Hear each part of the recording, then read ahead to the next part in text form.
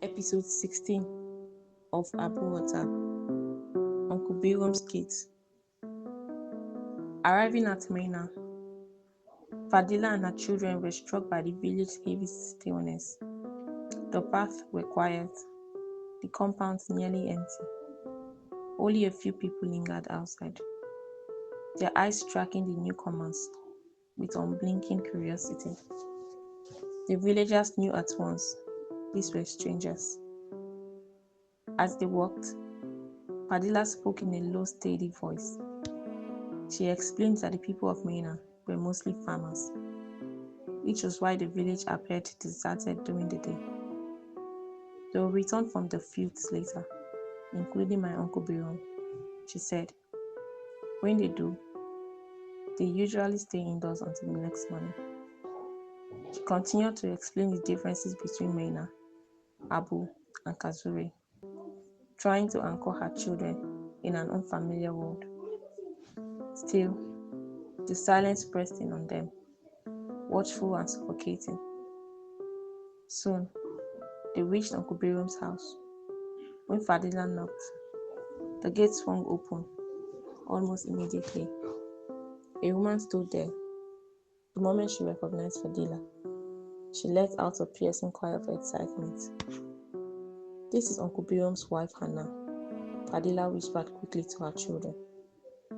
Hannah's face broke into a wild smile as she ushered them into the compound, her joy loud enough to echo off the mud walls. Footsteps followed. A younger woman stepped out from the shadows of a doorway, her expression curious but guided. "This is Hannah too, my junior wife," Hannah announced. Jana leaned toward Abdul, her voice a ghost of a whisper. "She's so young." Her eyes briefly met Hannah's before darting away, unsettled. Not long after, Uncle Birom himself appeared. The moment he saw Fadilah, his pace faltered. Concern shadowed his face.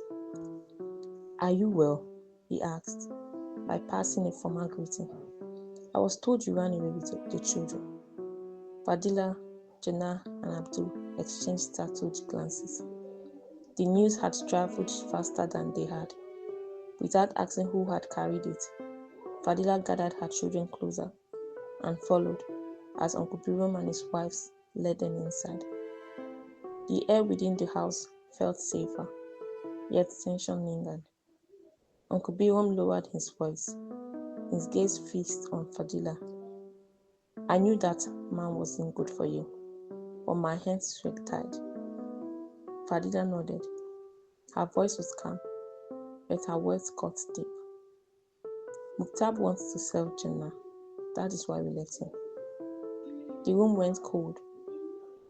Uncle Birom shook his head slowly, grief and anger roaring in his eyes.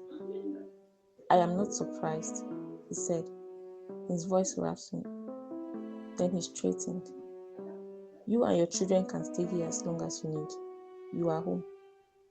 Fadilah shook her head. "No, uncle. We'll be leaving in a few days." Hannah and Hanato stared at her in disbelief. Uncle Birom stepped forward, protective. "You will be safe here. I won't let that man force you back." "Yes, uncle," Fadilah said softly. "Muktab cannot force me back, but he can take my children. The law is on his side." The weight of the truth settled over them. For a moment, the only sound was a distant wind. "I know he will come here soon," Fadilah added. "That is why we cannot stay." Uncle Birom's shoulder dropped as the reality of her predicament took hold. He nodded slowly. "All right. So, where do you plan on going?" Fadilah hesitated, her eyes moving to Jannah and Abdul. "We don't know yet. We just need to be where Muktab cannot find us." Uncle Birom looked at the children, then back at Fadilah. His voice softened with rare tenderness. "Don't worry. We will find a way. We will all be fine." But beyond the thick walls of the house, Maina remained silent. as if the village itself were leaning to listen. Keep enjoying the episodes of Abuatab at Abuatab to our present form.